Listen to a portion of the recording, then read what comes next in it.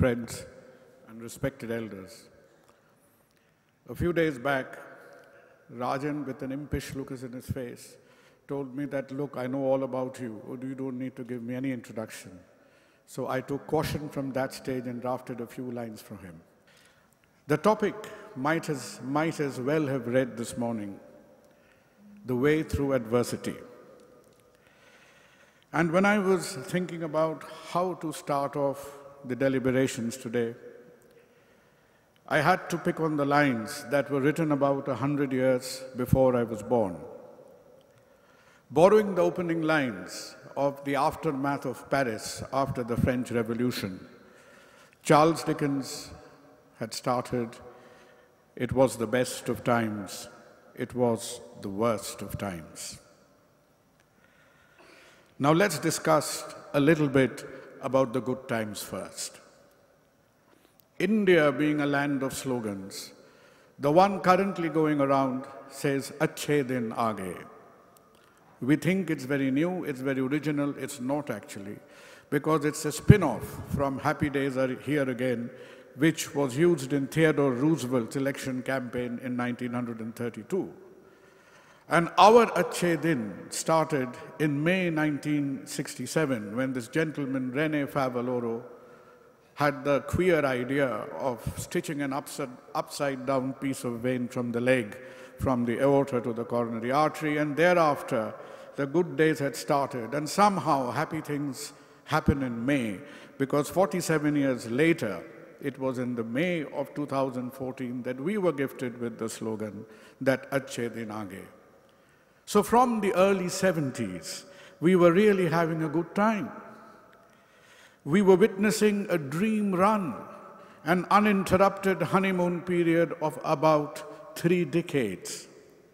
Well, unknown to us, there were subaltern activities happening whilst we were in sort of good days and mirth. A certain Swedish youngster by the name of Andreas Brunswick, between 75 and 77, had an even funnier idea of fixing coronary blockages by making holes in the groin. And in the 1977 meeting of the American Heart Association in Miami, perhaps luckily for us, the paper was thrown out. It was not accepted for oral presentation. Somebody from the scientific community had mercy on Andreas Brunswick and accepted it as a poster. And this is Brunswick himself in 1977 in Miami, actually standing in front of that poster, because that is all the hearing he got in a huge conference that was due to change your and my life forever. The angioplasty gave into stents and what have you. We do not have enough time to go through the evolution of problems. But gradually and surreptitiously, we got bowed down by a lot of data, by a lot of hodgepodge in terms of clinical trials. You had the ARTS, the Barry, the Iraqi. I'll tell you a bit about it in a minute.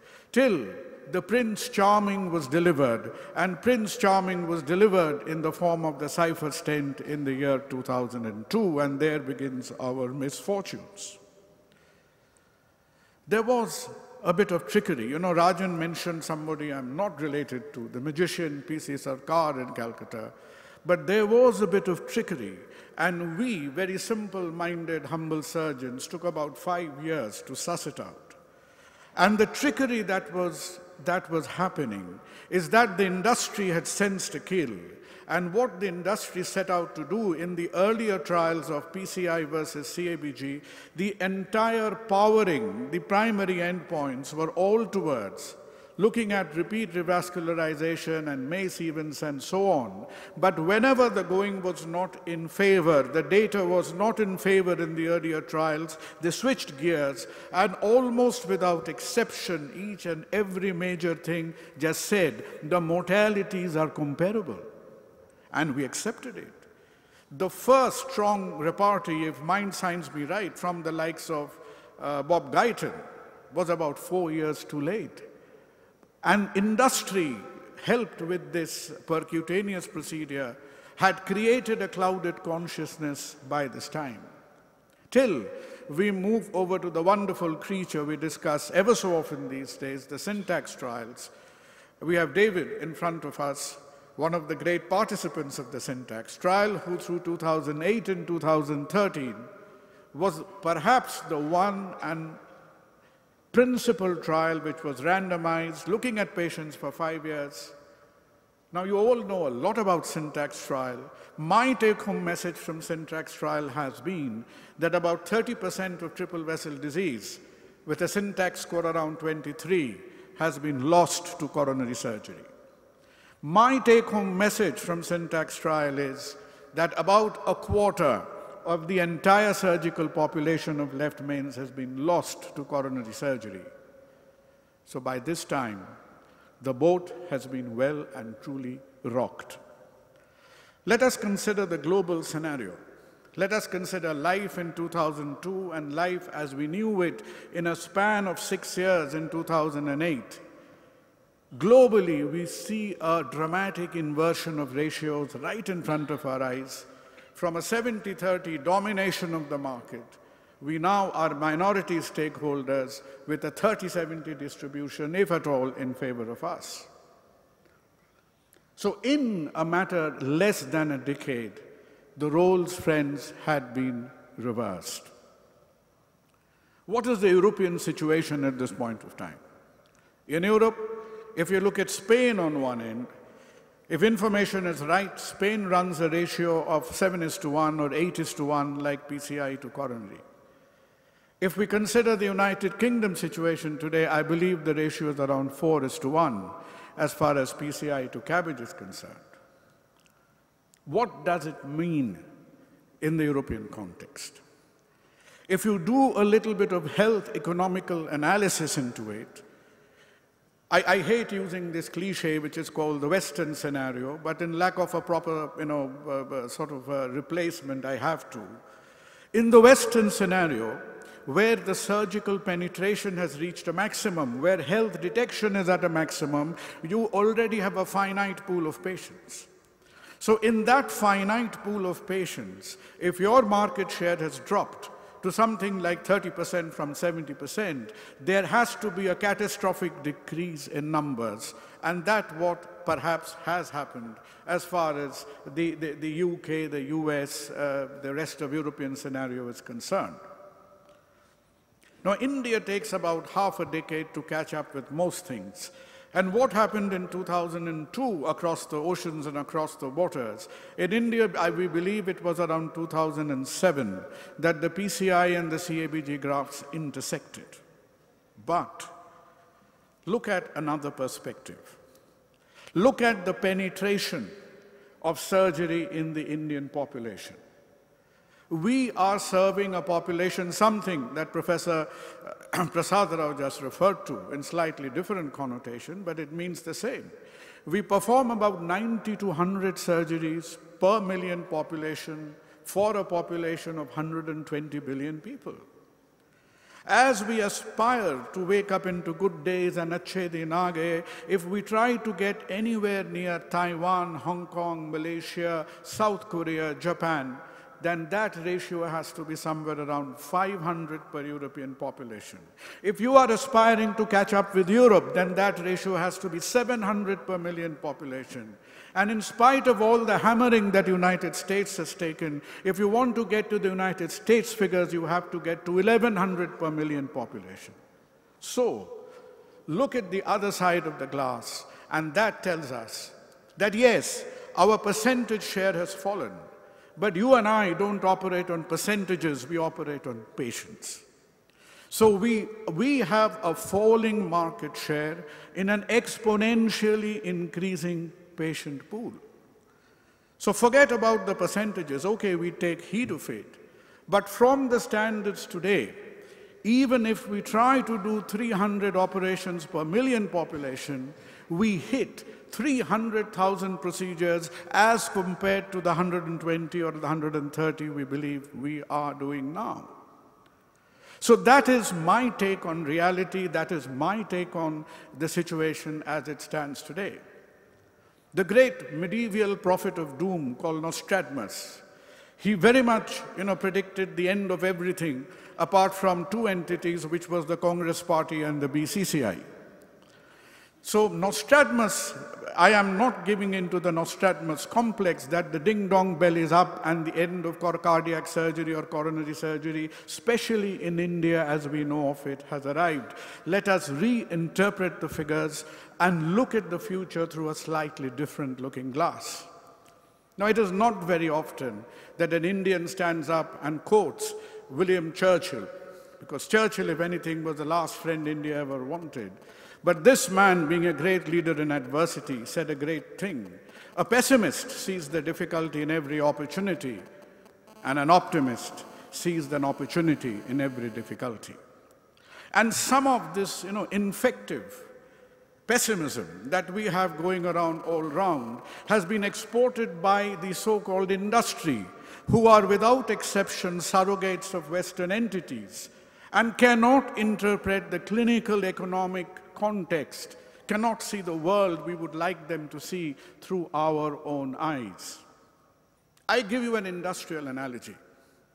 The great Morris Oxford, 1932, got implanted into India's ambassador car, used to be manufactured not very far from where we live in Calcutta. Now come the single hint of competition. In the mid-80s, the ambassador just disappears out of business. They cannot grapple with the challenges of the market because Maruti Suzuki has arrived. Great. What happens a decade later? Our automobile industry is opened up even further. The car sales in a matter of 2 decades have gone up by about 25 times.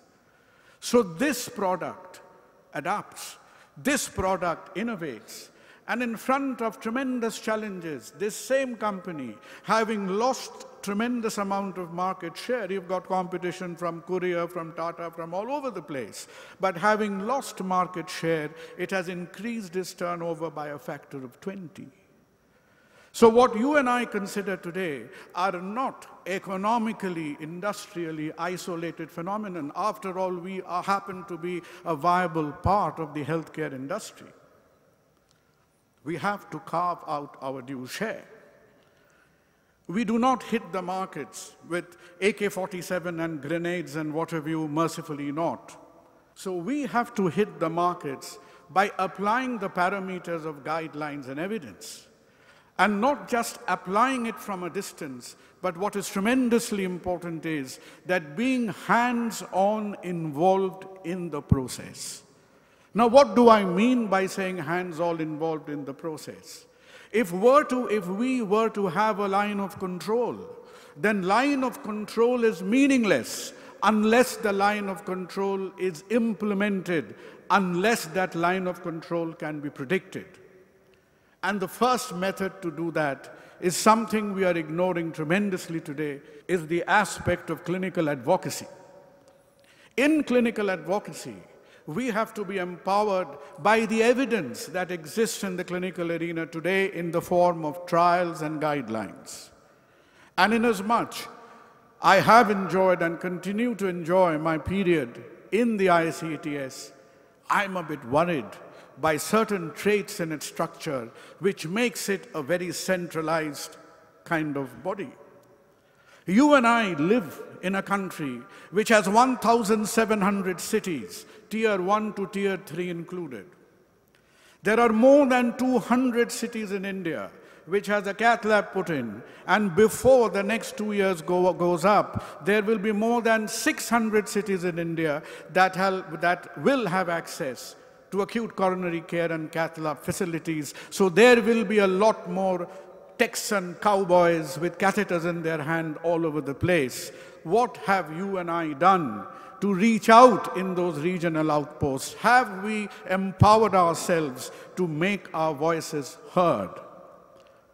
I would request each and every member of IACTS to think of a structure that addresses the needs of the future. The dramatic results when Syntax closed at 5 years. We have 90% superiority in MI, we have tremendous superiority in all-cause deaths, in cardiac deaths, and what have you. Look at this subsegment, the MACE events, for the simplest possible cases, the syntax score of less than 22, even then the revascularization rates are higher. And if you go through the more complex cases till the population with the highest possible syntax score, then the only treatment option where PCI can be compared to is perhaps the electric chair. But the problem is, who knows about it? Is this message being conveyed in an understandable, in a soluble kind of way? I remain unconvinced. In a country where every third person is diabetic, I bet on you that not more than 5% of physicians has ever heard of this animal called the freedom trial. And freedom trial has established the superiority of our form of revascularization in terms of death, MI, myocardial infarction, repeat revascularization. And not only it has done that, it has succinctly proven that this superiority is irrespective of the syntax score, even if your syntax score is -5. With surgical revascularization, the outcomes are remarkably superior. Yes, this data exists in the scientific domain, but the question is, does this data exist in the public domain, in the people who really need to know? Time has come not to fight violently, but to question the propriety of off-label CABG in diabetes, in triple vessel disease, in intermediate and high syntax scores. And the silence from the lambs has to be broken. And if we were to break it, it had to be broken yesterday. I would again implore the IACTS to set up a clinical advisory board where in a simple kind of way, it could be a simple booklet, it could be an app on your mobile phone, which gives to the curious customer, to the patient, to the physicians out over there, that what is the proper treatment. We live in a country which has used more cell phones than toilets. So what is wrong in having an app if a physician sitting somewhere presses a button and needs to know that in a diabetic with 3 blockages, what is the preferred form of treatment? It cannot be a secret of information anymore. We better reach out as soon as we can. And this reach out has to be in the form of a direct engagement. Don't depend upon your marketing people, somebody who who's totally clueless as to what they're talking about, to go out in the marketplace and spread these words of applied science. We have to get into the process of communicating with patients, of communicating with physicians. And this is what a marketing guru, I'm certainly not one, will tell you what a B2C, a business to customer, and a B2B, a business to business communication is more about. We have to climb down from this cozy position, because otherwise we will not be able to give up this cloak of accepted surrogacy. When you and I, again to borrow Charles Dickens, end up looking like a pitiful Oliver holding a little bowl and in the sort of thing in the dining room, walking up to the master and saying, "Sir, can I have some more? We've had enough of it. Let's change tracks." We have to retrain. And of all people, we've had great conversation with my friend Vivek Jowli, and this was another example of great minds thinking alike. When we have said that it is already time is overdue when all our training programs, surgeons in practice, trainees in practice, will have to acquire relevant catheter-related skills. How we do it is our problem. We have to accept that the only thing constant in life is change. Now, there are a few worries. And one worry is that about 80% of our work is getting done in 20% of centers. How do we address it? It had to do with the reimbursement mechanism, the advertising mechanism, but with perhaps more and more access of patients to public and government insurance schemes, there is an avenue for this to change. And what is really hurting, I'll talk about it refer to it in a minute, is when we embarked on the national registry programs and we requested centers to file in their numbers. It was very difficult. It was like doing a tooth extraction in a shark. So we gave up that idea of having center-wise numbers, and we now have regional numbers. But it is those moderate, those smaller, those expressing centers who needs their figures to go up on the scoreboard far more than the larger centers do.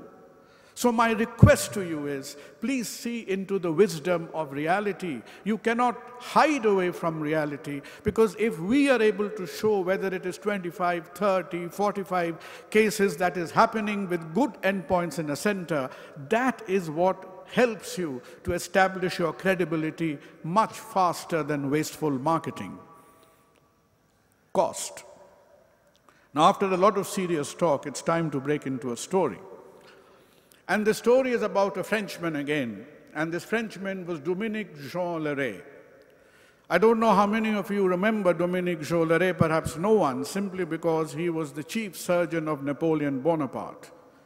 Now, why was Dominique Leray that famous? He was famous because he was able to do the world's fastest amputation. That was the commonest surgery required in Napoleonic wars and Crimean wars in those days. And his surgery had a specialty, that he was so fast, he would chop off the limb, and along with it, usually he would chop off 3 fingers of the assistants. This is something he did on a regular basis. And this is exactly what some great surgeons have done to our specialty. We have done fantastic clinical exercise and chopped off some vital parts from the vitality of our profession. We have cut cost to perfection and perhaps in the process cut the vitality of our specialty. So much so that cardiac surgery has become like selling redundant soap boxes in Big Bazaar or somewhere. It's a naturally discounted event. If you cannot clinically interact with a patient without mentioning the word discount, that interaction is a failure. It has become embedded in the DNA of a clinical counseling. We have 30% of the market share in numbers. The coronary practice, the cardiac practice in India today is valued at somewhere around $600 to $700 million. You and I will not feel very happy to know that we only control 15% of the yield in terms of the surgical turnover vis-a-vis business. So this is where the disconnect gradually has to resolve. And this is the cause why our young men and women are finding it so reluctant and they are so hesitant to walk into this specialty with a lot of spontaneity. What has been the effects? Poor viability of cardiac surgery in private hospitals. Yeah, I go on saying private hospitals all the time, because just referring to something Professor Rao said in his deliberations, very rightly, Indian healthcare today is valued as a $180 billion business. And the more we grow, we have the entire healthcare in India has a year-to-year growth rate of about 19 to 21%. And in this, the more we do, the more is the involvement in private sectors. I'm not supporting it, I'm telling you a fact. And the more we do, the greater is the reimbursement or payment from the out-of-pocket system, which again is not a very healthy healthcare statistic, but that is reality for you and me. So we have jeopardized the viability of our practice. There has been compensation freeze for surgeons, quality, innovation has gone for a toss, and there is, I sense, amongst a lot of units, refusals to take up high-risk cases, which is worrying. So what am I trying to tell you through this cartoon is, not only have we given in to the jugglery of trials and statistics, but we in India somehow, like the mice following the Pied Piper, seem to have fallen into the trap that has been laid for us. And now we wake up to a syndrome where we have smiling patients and sad surgeons. And if there was to be a comprehensive study today, then the 10-year survival of patients would be much better than the 10-year survival of surgeons. What do we need? We need a cost consensus. We need our organization to come up and pull up data that each one of us have and have a large data bank going into 40, 50,000 patients and post a consensus document on our website, on our web, which of course will not be legally binding, but that will be the starting point of many a conversation. That will be the starting point of many a fiscal process, that somebody somewhere cannot pounce on you and say that everything put together you are supposed to do a mitral valve replacement for 50,000 rupees. So on the professional forum, there has to be an amalgamation of data which is properly analyzed. We've taken baby steps towards it. My friend Rehan Saeed from Bangalore has given us a document which I've posted to many of you, and Rajan will post it on the website. Let that be the kernel, let that be the nucleus from which the cost consensus movement starts. As if the cost problem was not enough, we are perhaps the only clinical surgical specialty on face of the planet who's playing a soccer match with moving goalposts.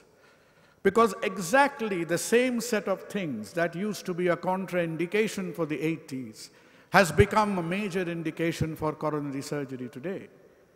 So with the indications of surgery moving towards the extreme, our oversimplified postures towards cost, etc., is very dangerous, and that will compel clinicians to cherry-pick cases which will not reflect well for us in the long term. This is perhaps not just a national issue. This problem is a kind of South Asian syndrome, and our disproportionality on how we are addressing clinical coronary artery disease, the fiscal eclipse of cardiac surgery, the lack of advocacy in the region has spread over the South Asian countries. And it is with recognition of these pressing criteria in mind that we will be fortunate enough to meet tomorrow with our friends who are here from Pakistan, from Sri Lanka, from Bangladesh, from Maldives, from Nepal, from Bhutan, and put together the South Asian Forum of Cardiothoracic Surgeons, whose main idea would be beyond fellowship to identify where the shoe pinches and what are the future directions to take the specialty forward in this region. Super surgeons, unfortunately, have the habit of being super secretive. And for years and years and years, as far as I can remember, we have been discussing database till the end of a string. But I, being a certified idiot, decided or thought that it was necessary to crawl first before we ran. And hence it is important to document somewhere in a reproducible kind of way that what actually was the number of procedures we were doing in this country. And that is the concept of the National Registry. If we get into the habit of just getting out after a day's work and saying, today I've done one coronary, one mitral, blah, blah, blah, whatever, and just stick it in my diary, and we are able to file this data every 3-4 months, that will be a great habitual improvement in itself. And without any sense of shame, we are gathering parallel data from the industry because industry has a lot of information. And if you divide A by B, we are dividing the data from the surgeons by the data obtained from the industry, which is remarkably accurate, believe you me. And we are calculating what is called the compliance. It is the compliance ratio that points to you and me in a very merciless kind of way that how lazy we are in putting the data forward. But a start has to be made, and we are not ashamed to fail. This is how we have drafted the registry programs. We have 12 friends in 12 cities who every 4 months, in a simple enough form, is just capturing the data of procedures performed, no surgeon's name, no institution name, no mortality, no grafts, and we have to do this very simple, primitive exercise at least for the next 2 years to come. What has our data tells us? It shows us some good news. It shows us that from the period of July to January, in the 8 months, we've had 2 separate installments of registry data collection. And there is good news for us because in these 2 slabs of 4 monthly data collection, there has been a real-time increase of more than 20% of the procedures performed. So why are we shying away from it? So what we discussed a few minutes earlier, that we have the potential to perform 300,000 cardiac procedures in this country, was definitely not hallucinogenic. At this rate of growth, you will hit 300,000 procedures well before next 4 years. So why are we so reluctant? Why are we so hesitant to see these factors emerge in front of our eyes? This is the rough distribution of how the workload stands today. 56% about coronaries, 27% valves, 15% congenital, and the rest. So as we walk up the data path, let us pledge to have a data submission rate of around 70%, if not more. And honestly speaking, I believe that only when that criteria is reached, that we can consider ourselves to be mature enough to get into the database. Academic silence. Yes, it has almost been perfect. And there was a valid reason for it. Because you and I have been tremendously busy to put bread on the plate, to get the wheels, the nuts and bolts of the institution running. But in having to do so, our over-preoccupation with the mundane has resulted in a few very sad events. That the academic silence from South Asia and to a certain extent from South America has virtually crippled the data obtained from one great thing we did over the last decade, that was off-pump coronary work. There is no robust data at all available from 2 regions of the world who has perhaps done the most work. And we are trying. We were discussing with Professor Taggart yesterday, David yesterday, that what about doing a RCT of ourselves? There are pros and cons to it, but the endeavor is still on. So the off-pump rates, that not too long ago we were tremendously proud about. You know, we were flying the flag of 80%, 90% off-pump, etc., etc. We have not been able to communicate to our co-professionals that what is the strength of the procedure. So from the stratospheric heights of 90%, as per as the last 4 months data concerned, we are lingering somewhere in the 40s. We are not doing a great service to ourselves by hiding what we should have displayed. Enough of pessimism. No pessimist has ever discovered the secret of the stars, or sailed to an uncharted land, or opened a new doorway for the human spirit.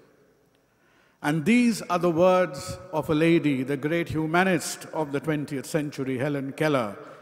If anybody knew in life what adversity was, she did, because she was deaf and dumb and blind. So we remind ourselves that we have to seek light through wherever it appears a bit foggy today. And we congratulate our colleagues who've been scaling very difficult surgical terrains over the recent times.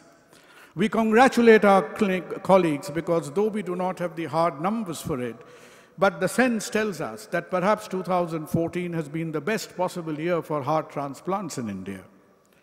We have emerged into the assist devices. There are units across the country who are doing great work and good work in aortic surgery and in complex congenital work.